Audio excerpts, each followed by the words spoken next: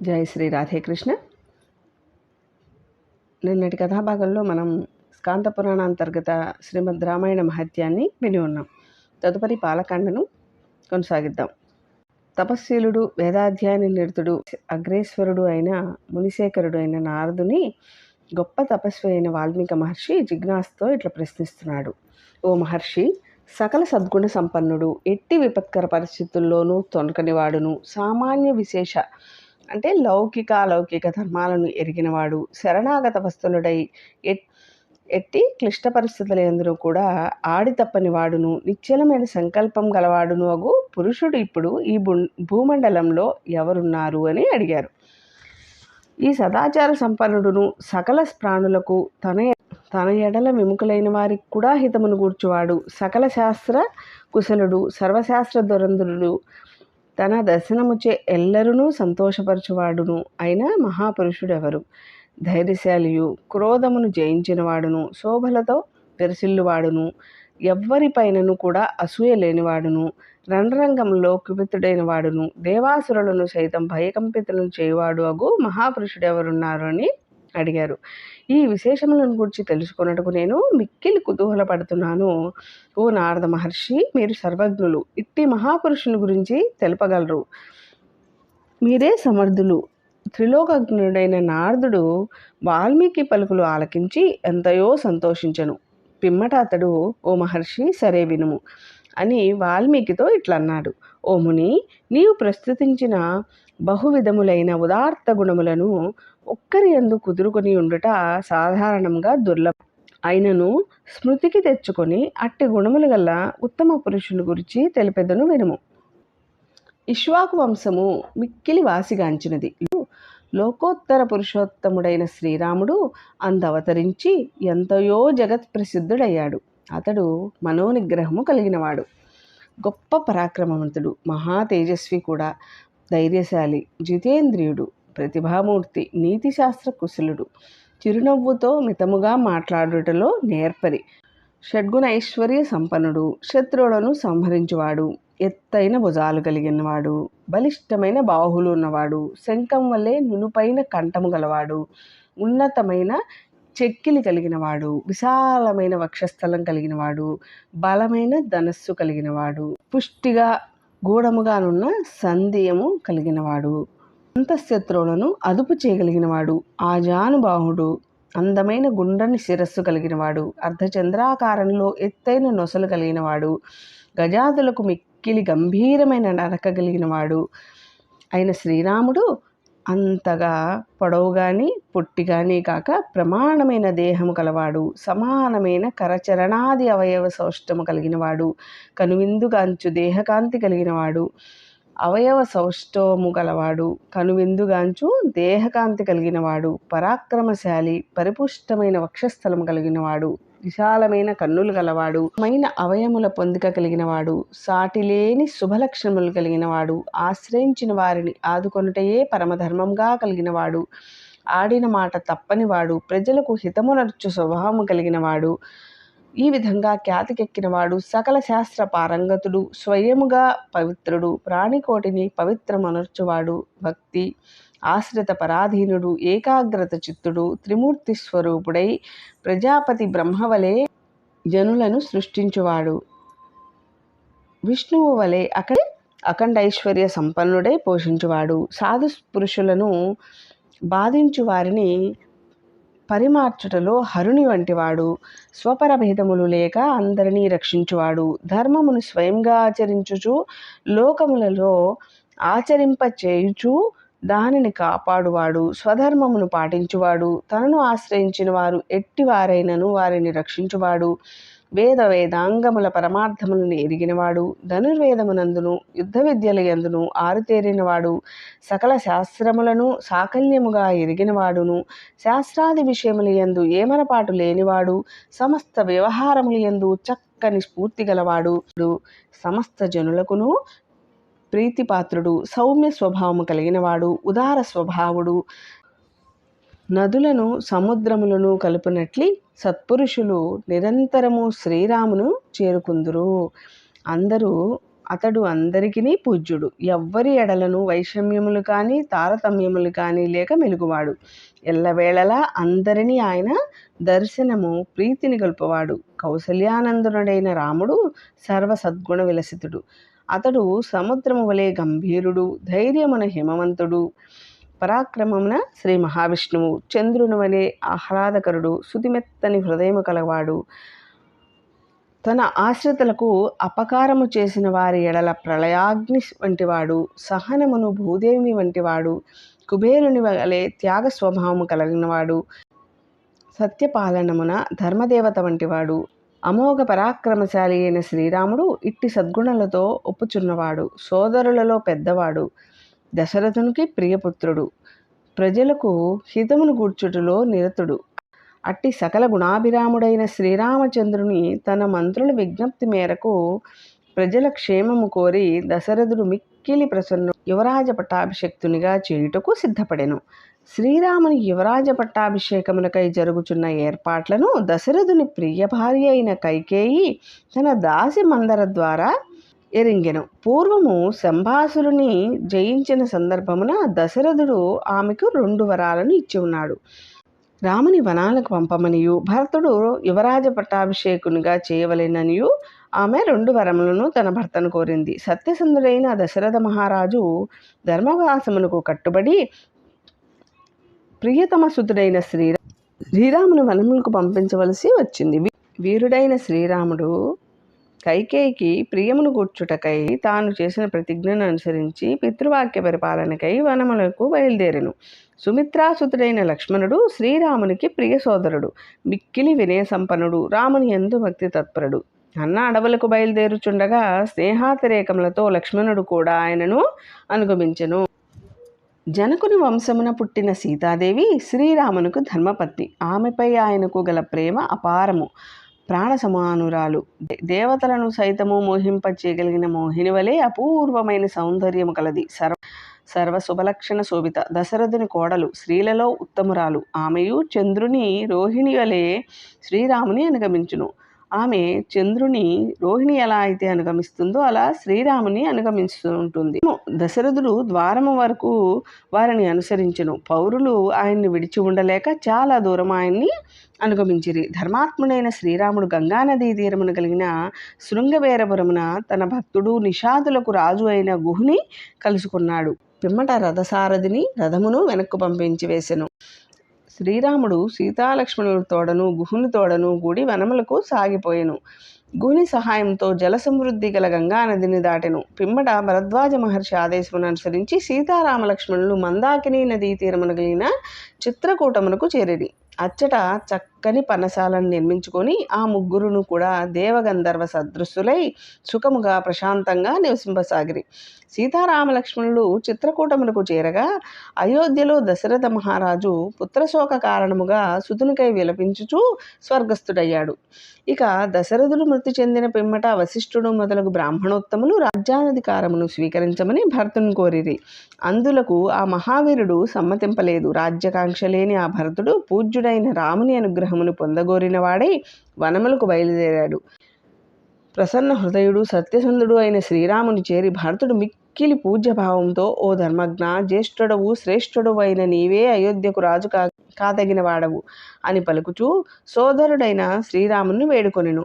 మిక్కిలి ఔదార్యము గలవాడు, ఎల్లప్పుడూ ప్రశాంతముగా ఉండువాడును, వాసిగాంచిన వాడు అయిన శ్రీరాముడు అర్ధుల ప్రార్థనలు మన్నించువాడే అయినప్పటికీ తండ్రి ఆదేశమును అనుసరించి రాజ్యాధికారమును చేపట్టుటకు ఇష్టపడలేదు. అనంతరం రాముడు తన ప్రతినిధిగా పాదుకలను న్యాసముగా భర్తను కోసంగి పలు విధములుగా నచ్చచెప్పి అతన్ని అయోధ్యకి పంపించి వేసెను. అయోధ్యకు శ్రీరామును తీసుకుని రావలెను అని తన లక్ష్యము నెరవేరకున్నను భరతుడు రాజప్రతినిధిగా రామపాదుకలను సింహాసనమును ప్రతిష్ఠించి వాటిని సేవించుచు నందిగ్రామమునే ఉండి రామునికై ఎదురు తిన్నులు చూచుచూ రాజ్యపాలన చేస్తూ ఉన్నాడు. సత్యసంధుడు జితేంద్రియుడైన శ్రీరాముడు తన దర్శనమునకై తరచుగా పౌరులు జానపదులు అచ్చటికి వస్తూ ఉండడం గమనించి ఆ కారణమున అచ్చట మునులకు తపశ్చర్యలకు విఘ్నం కలుగుతుందని భావించి పిమ్మట దండకారణ్యమునకు చేరుటకు నిశ్చయించుకున్నాడు.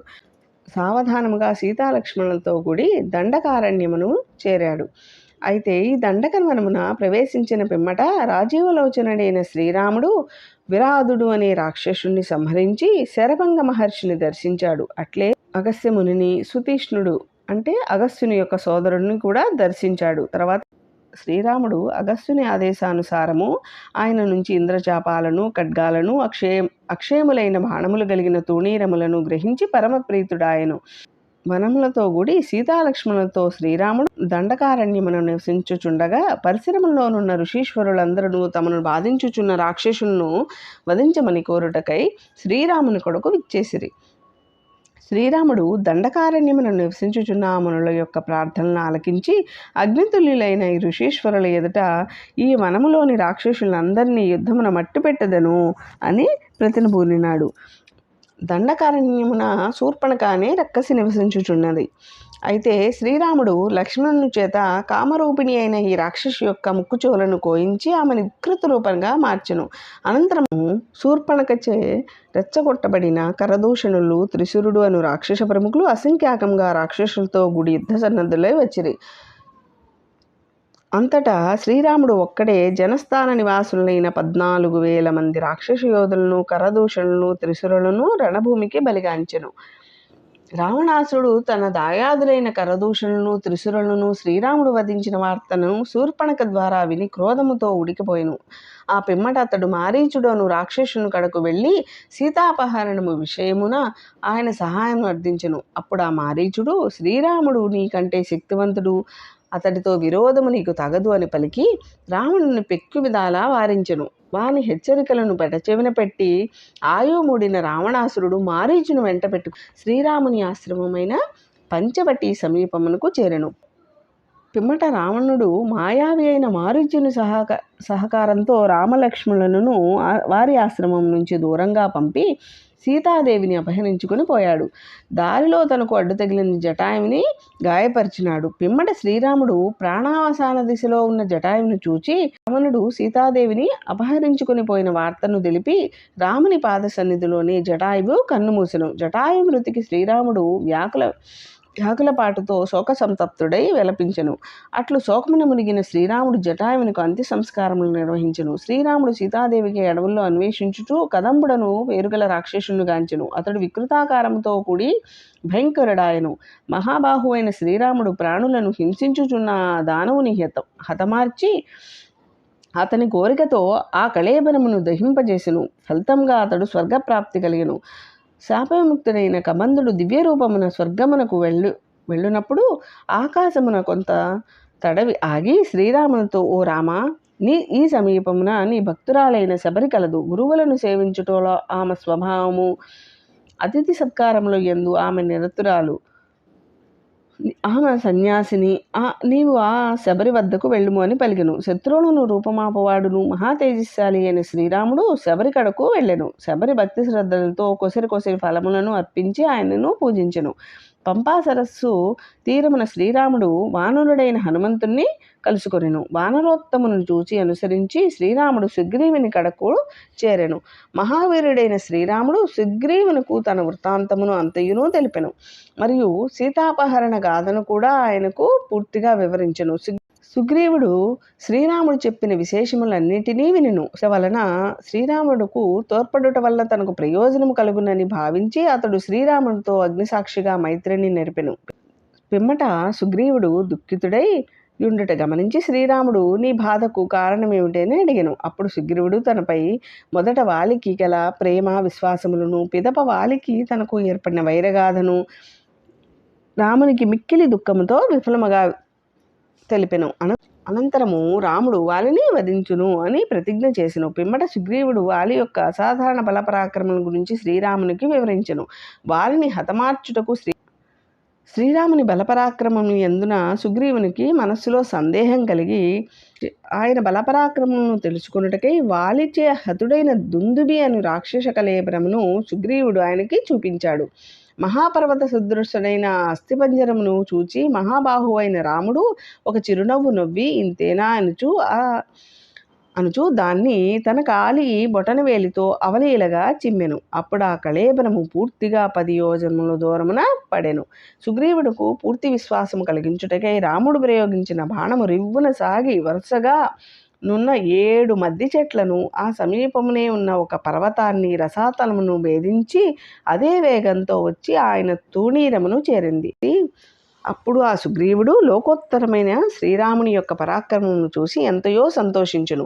సుగ్రీవునకు అతని పరాక్రమంపై పూర్తిగా నమ్మకం కుదురుకొనెను. పిమ్మట అతడు రామునితో కూడి కొండల మధ్య గుహల వలెను కిష్కింధను సమీపించెను. బంగారు పింగళ వర్ణము గలవాడు కపిశ్రేష్ఠుడైన సుగ్రీవుడు బిగ్గరగా గర్జించెను. ఆ మహానాదమును విని వానర ప్రభువైన వాలి తన గృహము నుంచి బయటకు వచ్చెను. సుగ్రీవునితో యుద్ధము చేయుటకు వెళ్ళవలదు అని వారించుచున్న తారను సమాధానపరిచి వాలి సుగ్రీవునితో తలపడెను. అప్పుడు రాఘవుడు వాలిని ఒకే ఒక్క బాణంతో వధించెను. సుగ్రీవుని ప్రార్థనను అనుసరించి వాలిని వధించి పిమ్మట శ్రీరాముడు సుగ్రీవునికు కిష్కింధ రాజునుగా చేసెను. అనంతరము వానర ప్రభువైన సుగ్రీవుడు వివిధ ప్రదేశముల్లోనున్న వానరులందరినీ కూడా పిలిపించి సీతాన్వేషణకై వారిని నలువైపులకు పంపించెను. పిమ్మట సీతాదేవిని వెతుకుటకై జాంబవతాదులతో దక్షిణ దిశకు వెళ్ళిన మహాబల సంపన్నుడైన హనుమంతుడు సంపాతి సూచన మేరకు 100 యోజనముల విస్తీర్ణము కలిగిన లవణ సముద్రమును ఒక్క గంతులో దాటెను. అంతటా రామబంటు రావణునిచే పాలింపబడుచున్న లంకకు చేరెను. క్రమముగా సీతాదేవి కొరకు వెతుకుచూ అతడు అశోకవనమును అడిగిడి అచ్చట రామధ్యానమున నిమగ్నమై ఉన్న జానకిని కనుగొను. పిదప ఆంజనేయుడు సీతాదేవికి రామసుగ్రీవుల మైత్రిని తెలిపి రామనామాంకితమైన ఉంగరమును ఆమెకు ఆనవాలుగా సమర్పించెను. ఆమెకై శ్రీరాముడు పరితపించుచున్న తీరును వివరించి ఆమెను ఓదార్చెను. పిమ్మట అశోకవనమును ధ్వంసం చేసెను. వాయుసుతుడు 5 సేనాపతులను అంతమొందించి 7 మంత్రిపుత్రులను కూడా మట్టిగరిపించెను. సూర్యుడైన అక్షకుమారుని కూడా హతమార్చెను. ఇంద్రజిత్తు ప్రయోగించిన బ్రహ్మాస్త్రమునకు బుద్ధిపూర్వకముగా కట్టుబడెను. నిరుపమాన పరాక్రమశాలి అయిన వాయునందనుడు బ్రహ్మవర ప్రభావమున బ్రహ్మాస్త్రము నుంచి అప్రయత్నముగా తాను ముక్తుడైనట్లు తెలుసుకొనెను. అయినప్పటికీ కూడా హనుమంతుడు రామకార్యమును సాధించుటకై బ్రహ్మాస్త్రమునకు బద్ధుడైనట్లుగా నటించెను. రాక్షసులు పెట్టు బాధలను సహించెను. రావణుని యొక్క ఆజ్ఞను అనుసరించి రాక్షసులు తోకకు నిప్పండించగా మారుతి తన వాలాగ్నితో సీతాదేవి ఉన్న స్థలముకు తప్ప లంకను దగ్ధము గావించెను. సీతాదేవి కుశల వార్తను తెలిపి శ్రీరామునికి ప్రీతి కూర్చుటకై హనుమంతుడు అతి శీఘ్రముగా ప్రభువును సమీపించుటకు మరలి వచ్చును. ఆ మహాబుద్ధిశాలి అయిన పవనసుతుడు కనుగొంటిని సీతమ్మను అని పలికి రామునికి ప్రదక్షిణమనొచ్చును. సీతాదేవి యొక్క ఎడబాటుకు లోనయ్యి నిశ్చలుడైన ప్రభువుకు వాయుసుతుడు వృత్తాంతమునంతను వివరించెను. హనుమంతుడు తెలిపిన సమాచారమును గ్రహించిన పిమ్మట శ్రీరాముడు సుగ్రీవాదులతో కూడి మహాసముద్ర తీరమునకు చేరెను. అనంతరం అతడు సూర్యకిరణముల వలె తీక్ష్ణములైన బాణములతో సముద్రుని అల్లోకల్లోలమర్చెను. అతడు సముద్రుని రాకకు అంతటా సముద్రుడికి నిజరూపమును దర్శించి సముద్రుని సూచనలు అనుసరించి శ్రీరాముడు సముద్రంపై నలుని ద్వారా సేతువును నిర్మించెను. ఈ సేతువు ద్వారా లంకకు చేరి శ్రీరాముడు రావణుని రణరంగమున హతమార్చెను. తదనంతరం సీతాదేవిని సమీపించి పరుల పంచనున్న ఆమెను స్వీకరించుటకు లోకోపవాద శంకతో వెనుకాడెను. సీతాదేవి సౌశల్యమును గురించి ఎల్లరూ విశ్వాసం కలిగించుటకై అందరి ఎదుట శ్రీరాముడు పరుషవచనములను పలికెను. ఆ సాధ్వైన సీతాదేవి ఆ కఠినోక్తులను భరింపజాలక అగ్నిలో ప్రవేశించెను. పిదప అగ్నిదేవుడు ప్రత్యక్షమై సీతాదేవి త్రికరణ శుద్ధిగా పరమసాధ్వి దోషరహిత అని ప్రకటించెను. అంతటా శ్రీరాముడు పరమసంతుష్టుడాయను. రాముని ధర్మనిరతినియు దేవతలందరూ కొనియాడిరి. మహాత్ముడైన శ్రీరాముడు ఆ దుష్టరావణుని అంతమొందింపగా దేవతలతో ఋషులతో సకల చరాచరులతో కూడి ముల్లోకములను సంతసించెను. పిదప శ్రీరాముడు రాక్షస శ్రేష్ఠుడైన విభీషణుని లంకారాజ్యమున పట్టాభిషక్తిని గావించి అట్లు కృతకృత్యుడైన రాముడు ప్రసన్న మనస్కుడై ఉండెను.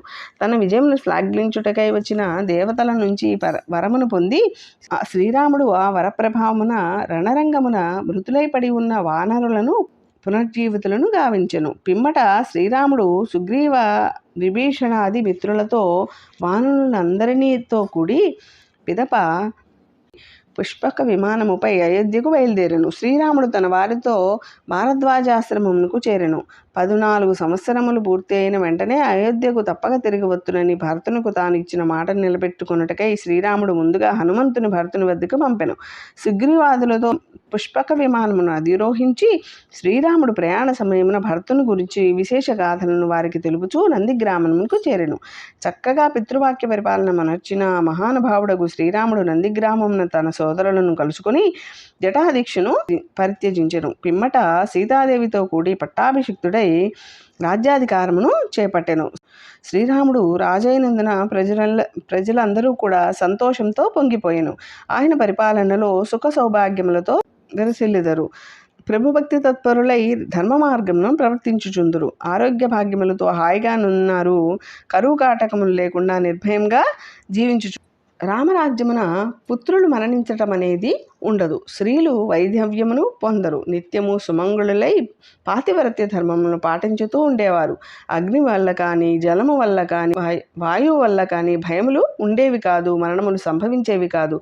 జరాది బాధలు కూడా ఉండేవి కాదు. అలాగే ఆకలి దప్పుల బాధలు ఉండేవి కాదు. చోర భయం అనేది మచ్చుకైనా ఉండేది కాదు. రాజ్యంలోని నగరములు ఇతర ప్రదేశములు ధనధాన్యములతో పాడి పంటలతో తొలచూగుతూ ఉండేవి. జనులు నందువలే ఎల్లవేళలా కూడా సుఖ సంతోషములతో వర్ధిల్లుచున్నారు. అనేకములైన అశ్వమేధాది క్రతువులను సువర్ణక యాగములను శ్రీరాముడు నిర్వహించెను. బ్రాహ్మణోత్తములకును పండితులకును కోట్ల కొలది గోవులను దానము చేయుచు అతడు అపరిమితమైన ధనధాన్యములను దానమునర్చి వాసికెక్కినాడు. రాఘవుడు క్షత్రియ వంశమును 100 రెట్లు వృద్ధిపరిచెను. 4 వర్ణాల వారిని కూడా ఈ లోకంలో తమ తమ ధర్మముల యందును నడిపించెను. అలాగే ప్రభువు 11,000 సంవత్సరములు కాలము ప్రజారంజకముగా పరిపాలన సాగించి అనంతరము వైకుంఠమునకు చేరాడు. శ్రీరాముని చరిత్ర అంతఃకరణను పవిత్రము నచ్చుటయే కాక సర్వపాపములను కూడా రూపుమాపును. పుణ్య సాధనము. ఇది వేదార్థమును ప్రతిపాదించుచున్నది కావున ఇది సర్వవేద సారము. నిష్ఠతో దీన్ని పఠించు వారికి పాపములన్నీ కూడా పటాపంచలైపోవును. శ్రీరామాయణమును పఠించిన వారికి ఆయురారోగ్యాభివృద్ధి కలుగుతుంది. అలాగే పుత్రపౌత్రులకును వారి పరివారాలకు కూడా క్షేమలాభములు ప్రాప్తించును. మరియు అంత్యకాలమున మోక్ష ప్రాప్తి కలుగును. ఈ రామాయణమును పఠించిన ద్విజులు వేదాంగముల యందును సర్వశాస్త్రముల యందును పండితులగుతారు. అలాగే క్షత్రియులు రాజ్యాధికారమును పొందుతారు. వైశ్యులు వ్యాపార లాభము కలుగుతుంది. అలాగే శూద్రులకు తోటి వారిలో శ్రేష్ఠులు అగుదురు. అలాగే ఈ రామాయణమును పఠించిన వారును వినిని వారును పొందడి ఫలము అనంతము, అద్వితీయము. ఈ శ్రీమద్ రామాయణ వాల్మీకి ఆది కావ్యంలోని